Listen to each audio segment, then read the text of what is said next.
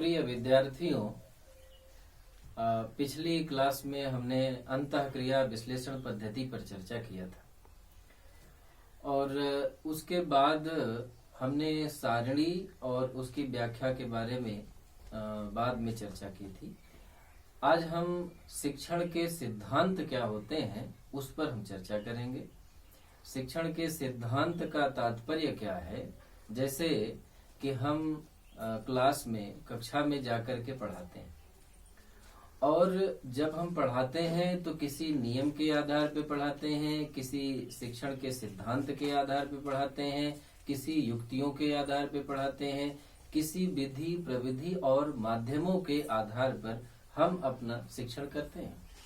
लेकिन जब हम शिक्षण करते हैं तो उस वक्त हमको इस बात का ध्यान रखना होता है कि हमारा शिक्षण कितने अच्छे तरीके से प्रभावी हो, इस बात का हमें ध्यान रखना होता है।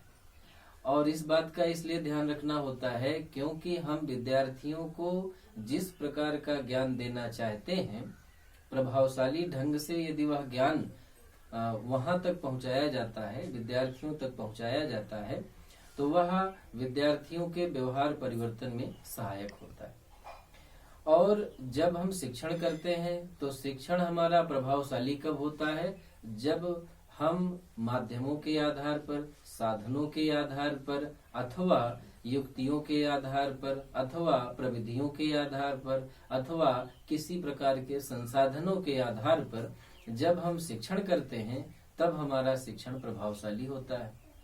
और जैसे प्रत्येक व्यक्ति के अपने अपने कुछ सिद्धांत होते हैं, वे अपने सिद्धांतों के आधार पे चलते हैं और उसी तरह प्रत्येक क्षेत्र में जैसे अलग अलग सिद्धांत बने हुए हैं, जैसे आप विज्ञान में सिद्धांतों को पढ़ते हैं अथवा अन्य क्षेत्रों में सिद्धांतों को पढ़ते हैं, उसी तरीके से हमारी शिक्षा व्यवस्था में भी कुछ निश्चित सिद्धांत हैं। और वे सिद्धांत क्यों बनाए गए हैं? इसलिए बनाए गए हैं कि हमारा शिक्षण बेहतर तरीके से संपन्न हो और प्रभावशाली ढंग से संपन्न हो, जिससे हम विद्यार्थियों के अंदर जिस चीज का परिष्कार करना चाहते हैं वह परिष्कार हो और शीघ्र ही व्यवहार परिवर्तन हो जाए। इसलिए हम प्रत्येक क्षेत्र में सिद्धांतों का प्रयोग करते हैं, उसी तरह ही हम अपनी शिक्षा व्यवस्था में भी शिक्षण के सिद्धांतों की चर्चा करते हैं। शिक्षण के सिद्धांतों को आधार मान करके हम शिक्षण करते हैं। और इसलिए कि जैसे प्रायः शिक्षा शास्त्रियों के द्वारा बहुत सारे ऐसे सिद्धांत बनाए गए हैं, कुछ मनोवैज्ञानिकों के द्वारा भी सिद्धांत बनाए गए हैं और वे सिद्धांत इसलिए बनाए गए हैं कि किसी समस्या के समाधान के लिए जहां पर सहायता की आवश्यकता होती है, समाधान की आवश्यकता होती है, वहां पर हमारे सिद्धांत काम आते हैं। और जब हम सिद्धांतों की बात करते हैं, शिक्षण के सिद्धांतों की बात करते हैं, तो शिक्षण के सिद्धांतों का प्रयोग जब हम शिक्षा में करते हैं तो पाठ्यवस्तु और उद्देश्य पर बल देते हुए हम सिद्धांतों का पालन करते हैं। हम अपनी शिक्षा व्यवस्था में अथवा शिक्षण में हम सिद्धांतों का प्रयोग करते हैं इसलिए ही कि पाठ्यवस्तु क्या है उसका ध्यान रखते हैं और उद्देश्य पर हम बल देते हुए सिद्धांतों को अपनाते हैं। और सबसे महत्वपूर्ण बात यह है कि जब हम सिद्धांतों को अपनाते हैं अपनी शिक्षा व्यवस्था में तो उससे हमारा शिक्षण प्रभावशाली होता है। और जब हमारा शिक्षण प्रभावशाली होगा तो हम विद्यार्थियों को जो ज्ञान देना चाहते हैं वह ज्ञान विद्यार्थियों तक पहुंचेगा। इसके साथ साथ जो महत्वपूर्ण बात यह है कि सिद्धांतों और सूत्रों का प्रयोग भी हम शिक्षण में करते हैं। क्यों करते हैं? इसलिए करते हैं कि जब हम सिद्धांतों का प्रयोग करते हैं उसके साथ साथ सूत्रों का प्रयोग करते हैं शिक्षण में, उससे हमारा शिक्षण प्रभावशाली होता है और विद्यार्थियों को बेहतर ज्ञान प्राप्त होता है। दूसरी बात एक और कि सिद्धांतों को, जैसे ये कहा जाता है कि सिद्धांत किसे कहा जाता है, अगर एक प्रश्न आता है सामने आपके कि सिद्धांत किसे कहा जाता है, तो जब दो या दो से अधिक संप्रत्तियों से संबंध बताने वाले कथन को हम सिद्धांत कहते हैं, ऐसा माना जाता है। जब दो या दो से अधिक संप्रत्यय होंगे और उनमें संबंध देखा जाएगा अथवा संबंध बताएंगे उन दोनों संप्रत्ययों में, और ऐसे संबंध बताने वाले कथनों को ही हम सिद्धांत कहते हैं। और सिद्धांतों को जब हम शिक्षा में प्रयोग करते हैं तो परिष्कार होता है, और इस सिद्धांतों को सामान्यीकरण और नियम के नाम से भी जाना जाता है। जैसे सामान्यीकरण और नियम को भी सिद्धांत कहा जाता है। अच्छा, जब हम सिद्धांत की बात करते हैं शिक्षा में, तो हम किसी न किसी व्यक्ति के सिद्धांत को अपने शिक्षण में स्थापित करते हैं, प्रयोग करते हैं। लेकिन जब हम शिक्षण में प्रयोग करते हैं तो इन सिद्धांतों के कुछ कार्य होते हैं। ये सिद्धांत करते क्या? सबसे पहली बात यह है कि जब हम सिद्धांतों के आधार पर अध्यापन करते हैं तो व्यवहार को नियंत्रित कर देता है।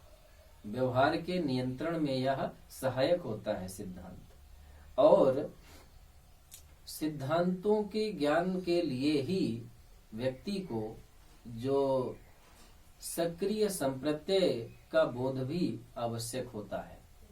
और जब हम सिद्धांतों के आधार पर शिक्षण करते हैं तो उस समय हम यह देखते हैं कि विद्यार्थियों की चिंतन योग्यता है उसका विकास होता है। तो विद्यार्थियों के चिंतन योग्यता का विकास भी शिक्षण के में जब हम प्रयोग करते हैं सिद्धांतों को, तो उससे चिंतन योग्यता का विकास भी होता है। तो कुछ इसके कार्य हैं कि सिद्धांत क्या करते हैं। जब हम सिद्धांतों को अपने शिक्षण में प्रयोग करते हैं तो वह क्या करते हैं उसके बारे में हम चर्चा कर रहे थे। और सिद्धांत किसे कहा जाता है उस पर भी हमने चर्चा की। और जब हम सिद्धांतों को खास करके शिक्षा में प्रयोग करते हैं तो इसके कुछ प्रकार बतलाए गए हैं। उन प्रकारों में मुख्यतः सिद्धांतों के 3 प्रकार माने जाते हैं। सबसे पहला है औपचारिक सिद्धांत, फॉर्मल थ्योरीज। दूसरा है वर्णनात्मक सिद्धांत। वर्णनात्मक सिद्धांत डिस्क्रिप्टिव थ्योरी। और तीसरा है निर्देशात्मक अथवा निर्देशात्मक सिद्धांत, इसको नॉर्मेटिव थ्योरी कहा जाता है। तो कहने का तात्पर्य है कि हम 3 प्रकार से शिक्षण के सिद्धांतों को समझ सकते हैं। पहला है औपचारिक सिद्धांत। औपचारिक सिद्धांत को दार्शनिक सिद्धांत भी कहा जाता है। दार्शनिक सिद्धांत इसे क्यों कहा जाता है, और इसका ये जो औपचारिक सिद्धांत है इसके कुछ महत्वपूर्ण प्रकार भी हैं। उसमें सबसे पहला प्रकार है मायूटिक सिद्धांत। इसके जनक सुकरात हैं, और सुकरात ने इसका प्रयोग क्यों किया है? शिक्षा में इन्होंने सबसे ज्यादा जो काम किया, दर्शन के क्षेत्र में काम किया सुकरात ने। इनके कहने का तात्पर्य था कि ज्ञान के अभिज्ञान तथा प्रत्यास्मरण में सहायता प्रदान की जाती है। क्या होता है? मायूटिक सिद्धांत का जब हम प्रयोग करते हैं, सुकरात की विधियों का प्रयोग करते हैं, उससे क्या होता है? ज्ञान के अभिज्ञान तथा प्रत्यास्मरण में सहायता प्रदान की जाती है अथवा सहायता मिलती है। दूसरी बात एक और कि जब हम मायूटिक सिद्धांत की बात करते हैं तो शिक्षण का पुनः संकलन। और भी कहने का तात्पर्य यह है कि सुकरात ने यह माना है कि ज्ञान अंदर से होता है, बाहर से नहीं दिया जाता है। क्यों? क्योंकि ज्ञान स्वतः प्रस्फुटित होता है, लेकिन धीरे धीरे करके बाहर से उसका परिष्कार होता है। तो कहने का तात्पर्य यह है कि मायूटिक सिद्धांत की जब हम बात करते हैं तो उन तथ्यों में यह बात सामने आती है कि हम मायूटिक सिद्धांत को प्रश्नोत्तर विधि के तरीके से पढ़ते हैं। प्रश्नोत्तर तरीके से कैसे पढ़ेंगे? प्रश्नों के प्रयोग से हम क्या करते हैं? ज्ञान का विकास करते हैं। प्रश्नों के प्रयोग से हम ज्ञान का विकास कैसे करते हैं? जैसे हम विद्यार्थियों से कुछ प्रश्न पूछते हैं, विद्यार्थी उत्तर देता है, और फिर प्रश्न पूछते हैं, फिर उत्तर देता है, और धीरे धीरे विद्यार्थी के ज्ञान का विकास होता है। और इसीलिए ही हम अपनी शिक्षण व्यवस्था में अथवा हम जब मूल्यांकन की विधियों को भी ध्यान में रखते हैं अथवा पाठ्य योजना के माध्यम से अध्यापन कार्य करते हैं तो हम प्रश्नोत्तर विधि का प्रयोग करते हैं। और तो मायोटिक सिद्धांत का कहने का तात्पर्य क्या है? यह प्रश्नों पर आधारित है। प्रश्नोत्तर विधि के माध्यम से हम अध्यापन कार्य करते हैं जो छात्र और अध्यापक के मध्य एक संवाद स्थापित करता है, एक नए ज्ञान के विकास में सहायक होता है। इस औपचारिक सिद्धांत का जो दूसरा प्रकार था वह दूसरा प्रकार था संप्रेषण का सिद्धांत। संप्रेषण का सिद्धांत क्या है? संप्रेषण का सिद्धांत कहने का तात्पर्य यह है कि जब हम छात्र और अध्यापक के मध्य एक गतिविधियां चलती हैं, उसमें एक अंतःक्रिया चलती है, उस अंतःक्रिया में अध्यापक की यह प्रभावशीलता होती है कि एक अध्यापक अच्छे तरीके से विधियों, प्रविधियों और तकनीकों के माध्यम से वह अपना ज्ञान दूसरे ज्ञान तक पहुंचाने की कोशिश करता है। जब वह अपना ज्ञान दूसरे विद्यार्थी तक पहुंचाने की कोशिश करता है तो वह अपने तमाम कौशलों को, संकेतों को, हाव भाव को अनेक तरीके से वह प्रदर्शित करता है और जिसके माध्यम से वह उसका जो शिक्षण है वह प्रभावशाली होता है। तो कहने का तात्पर्य है कि संप्रेषण, और जितना अच्छा संप्रेषण होगा अध्यापक का उतनी ही शीघ्रता से ही विद्यार्थी विषय को अवबोध कर पाएंगे। इसलिए एक अध्यापक के लिए संप्रेषण का होना बहुत ही आवश्यक है। संप्रेषण के जो कौशल हैं उन कौशलों का ज्ञान एक अध्यापक के लिए अत्यंत आवश्यक है। इसलिए संप्रेषण के सिद्धांत में क्या होता है? अध्यापक छात्रों को सिखाता है। अध्यापक छात्रों को सिखाता है, क्या सिखाता है? विचार, तथ्य, सूचनाओं से कुछ न कुछ उसको प्रस्तुति करता है, कुछ न कुछ ज्ञान प्रदान करता है। इन्हीं विचारों में, इन्हीं तथ्यों में और इन्हीं सूचनाओं को बेहतर ढंग से कैसे प्रस्तुत किया जाए, यह संप्रेषण पर आधारित होता है। और शिक्षक की सफलता, जैसे मैंने पहले कहा कि शिक्षक की सफलता तभी होती है जब उसका प्रभावी संप्रेषण होता है, और शिक्षण की सफलता तभी कही जाती है जब एक अध्यापक का संप्रेषण बहुत ही प्रभावी और प्रभावशाली होता है। और दूसरी बात ये कि जैसा कि शिक्षण के संदर्भ में जब आप शिक्षण कर रहे होते हैं उसमें कक्षा की जो अंतःक्रिया होती है, इंटरेक्शन होता है, क्लासरूम इंटरेक्शन, उस इंटरेक्शन में महत्वपूर्ण बात संप्रेषण पर आती है। तो कक्षा की जो अंतः प्रक्रिया है वो संप्रेषण की व्याख्या भी करती है कि संप्रेषण कितने अच्छे तरीके से हो रहा है और कितने अच्छे तरीके से नहीं हो रहा है। तो इसलिए संप्रेषण के सिद्धांतों को भी हम अपनी शिक्षा व्यवस्था में प्रयोग करते हैं, अपने शिक्षण में, अपने अध्यापन में प्रयोग करते हैं। इसके बाद जो इसका तीसरा पॉइंट था, तीसरा बिंदु था, वह था परिवर्तन का सिद्धांत, शिक्षण का परिवर्तन का सिद्धांत। इसमें हम क्या करते हैं? परिवर्तन के सिद्धांतों में हम महत्वपूर्ण बात हमारे सामने जो आती है उसमें यह आती है कि हम परिवर्तन क्या चाहते हैं। परिवर्तन क्या चाहते हैं? आदतों का परिवर्तन चाहते हैं। विद्यार्थियों की जो आदतें हैं उसमें हम परिष्कार चाहते हैं। संबंधों में कौन सा परिवर्तन होना चाहिए, हम इसकी बात करते हैं। एवं अनुक्रियाओं का विकास कैसे किया जाए, अथवा हमारे अध्यापन कार्य से, हमारे शिक्षण से विद्यार्थियों में अनुक्रियाओं का क्या विकास हुआ है, हम उस पर ध्यान रखते हैं। और दूसरी बात यह कि जब हम शिक्षण कार्य करते हैं तो हमारे शिक्षण का उद्देश्य क्या होता है? अपेक्षित व्यवहार में परिवर्तन। हम जिस तरह का व्यवहार विद्यार्थियों से पाना चाहते हैं, हम जिस तरह का व्यवहार देखना चाहते हैं विद्यार्थियों पर, उस तरह का ज्ञान यदि विद्यार्थियों में प्राप्त होता है, विद्यार्थी उसको सीखते हैं और सीखने के बाद उनके व्यवहार में परिवर्तन होता है, तब हम ये कहते हैं कि अब परिवर्तन हो रहा है विद्यार्थियों में। तो परिवर्तन कब होगा? परिवर्तन तब होगा जब आपका शिक्षण प्रभावी होगा और शिक्षण प्रभावशाली होगा, उसके आधार पर विद्यार्थियों में परिवर्तन होगा। इसके बाद जो अगला पॉइंट था वह था पारस्परिक पूछताछ का सिद्धांत। पारस्परिक पूछताछ का सिद्धांत क्या है? क्लास में विद्यार्थी और छात्र के मध्य किन्हीं बिंदुओं पर, किन्हीं तथ्यों पर, किन्हीं सिद्धांतों पर, किसी विषय वस्तु पर आपस में पूछताछ होती है। आपस में एक दूसरे के विषय वस्तु को आधार मान करके प्रश्न पूछे जाते हैं।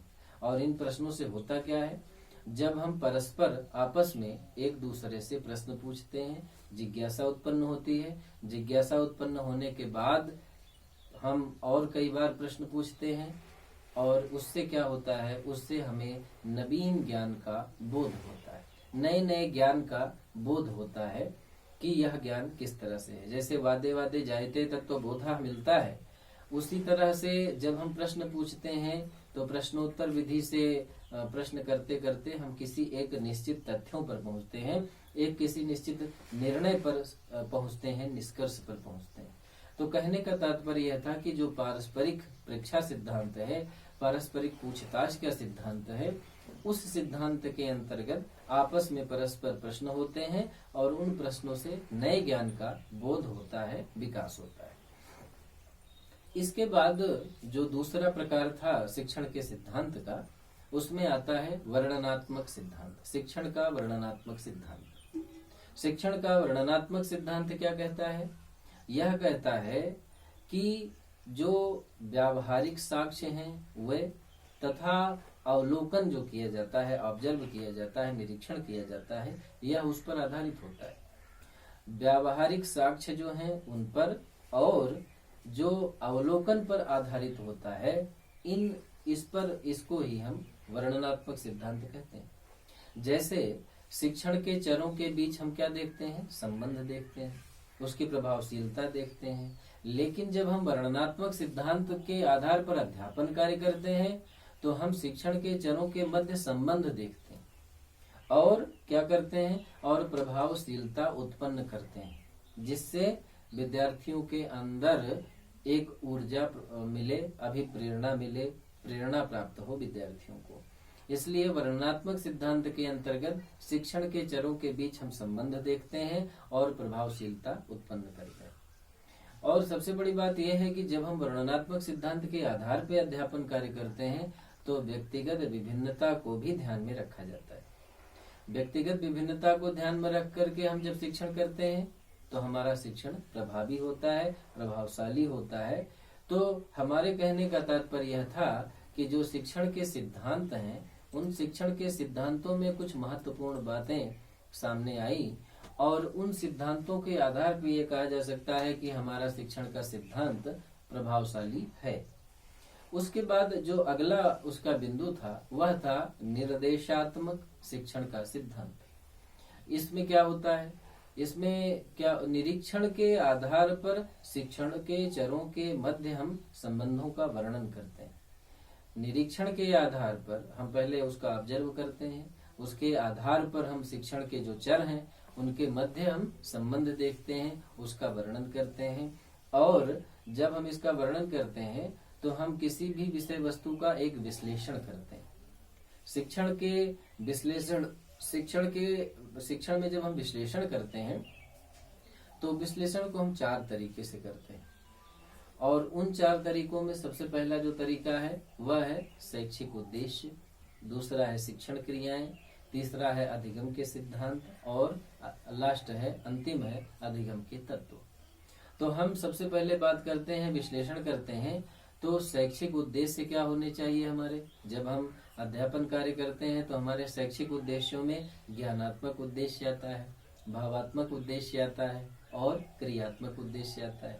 हम ज्ञानात्मक उद्देश्य में किसी प्रकार की सूचना देते हैं, भावात्मक उद्देश्य में हम किसी भी विषय वस्तु को देखने के बाद भाव उत्पन्न होता है और उसकी हम व्याख्या करते हैं। उसके बाद क्रियात्मक तरीके से हम क्या करते हैं, जिन चीजों को हमने सुना, जिन चीजों के बारे में हमारे भाव स्पष्ट हुए, उन्हीं सारी चीजों के बारे में हम किसी न किसी प्रकार की क्रिया करते हैं।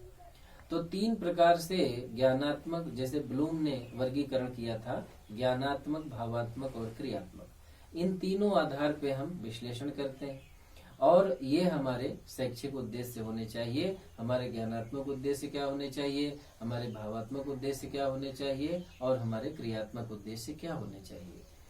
और इसके साथ साथ कुछ शिक्षण क्रियाएं हैं, कुछ अधिगम के सिद्धांत हैं और कुछ अधिगम के तत्व हैं, जिनमें अधिगम के तत्वों में प्रणोदर, अनुबोधक, अनुक्रिया और पुनर्वलन, यह 4 हैं।